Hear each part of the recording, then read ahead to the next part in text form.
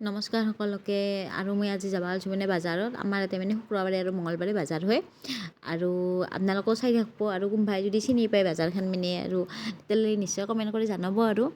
আৰু মই যিহেতুকে বাজাৰখন নতুনে, আৰু নতুন জেগা, নতুন বাজাৰ, আৰু যিহেতুকে হাজবেণ্ড নাথাকিলে আৰু কি ক'ব, আৰু নিজে দায়িত্বগিলা ল'ব লগা হয় দিয়ক। কাৰণ চবৰে সেনেহেন আৰু যাৰ যাৰ দূৰত থাকে আৰু গমেই পায় চবেও। দূৰত থকা বুলি কথা নাই, যাৰ লগত নাথাকে বিশেষকৈ নিজে গোটেইখিনি কৰিব লগা হয়।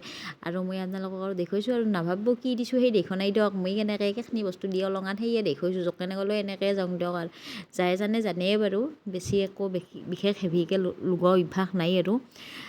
তাৰপিছত আপোনালোকক আৰু সেয়ে দেখুৱাইছোঁ। আপোনালোকে আৰু ভাব এই গোটেই কি দেখুৱাব পাৰিছে, এনেই আৰু দেখালোঁ চবেই দেখোন আজিকালি এনেকৈ লগোৱা দেখুৱাই। মই বোলো দেখে চাওঁ দিয়ক, আপোনালোকে বা কেনে পায়। যদি ভাল পায় নিশ্চয় আৰু কমেণ্ট এটা ভালকৈ দিব আৰু আশা কৰিলোঁ। আৰু মোক কেনেহেন লাগছে জনাবচোন। আৰু কুৰ্তাটো মই নিজে চিলাইছোঁ, আপোনালোকৰ ভাল লাগছে না ক'বচোন। যদি ভাল লাগে মোৰটো অৰ্ডাৰ দিব পাৰে আৰু এনেহেন। আৰু এই ফুলডালত ইমান ধুনীয়াকৈ পখিলা পৰি আছে, মই বোলো একবাৰ ধৰিয়ে চাওঁ ৰ। ধৰি চাব খোজোঁতে পখিলাটো উৰাই গ'ল। আৰু মানুহে যি কয় পখিলাই ফুলৰ মৌ চুহে বুলি, হয়তো ফুলত মৌ পায় নেকি, তাকে এনেকৈ খাই আছে। আৰু মই আৰু ডিষ্টাৰ্ব দিবাই যাওঁ নহ'লে তথাপিতো কিন্তু উৰে জানে। আৰু বেছি দিগদাৰ দিয়া নাই, মৰম লাগে একবাৰ কাষত লৈ গ'লোঁ আৰু ভিডিঅ'টো কৰি আনিলোঁ। আৰু আপোনালোককো দেখুৱালোঁ কেনেহেন পায় জানে। আৰু পখিলাটো ইমান মৰম লাগছে। তাৰপিছত আৰু আমাৰ মানে বৌটোৰ লগত দুটাই আৰু যাই আছোঁ।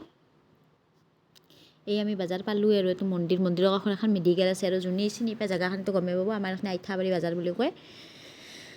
আৰু এনেকৈ আমি বাজাৰ আৰু পাই গ'লোঁ এনেকৈ। আৰু ইয়াতে বস্তু মানে বহুত কমতে পায় আৰু কিছুমান জেগাতকৈ, বিশেষকৈ আমাৰ পাঠশালা কৰি ইয়াতে অলপ কমত পায় বস্তুবিলাক সেনেহেন। এনেকৈ আমি সেইকাৰণে বোলো কিছু বস্তু আজি লৈ যাওঁ, যিহেতুকে বাজাৰৰ দিনা গোটেইখিনি আহেয়ে বাজাৰ বুলি ক'লে।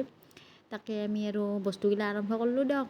এই পটল চটল ল'লোঁ, পিছে আমাৰ এই সংসতে সুৰকি কেনে লৈছোঁ না, আমি অলপ দাম ভৰলোঁ ভিতৰলৈকে অলপ কমতে পাই, আমিও গম নাপাওঁ না। আৰু মই যিহেতুকে নতুন বিশেষ নাজানো, তাকে আৰু এনেকৈ কি ল'লোঁ আপোনালোকক এনেকৈ দেখুৱালোঁ। অলপ ভিডিঅ' কৰি থাকিব ভাল নালাগে দিয়কচোন।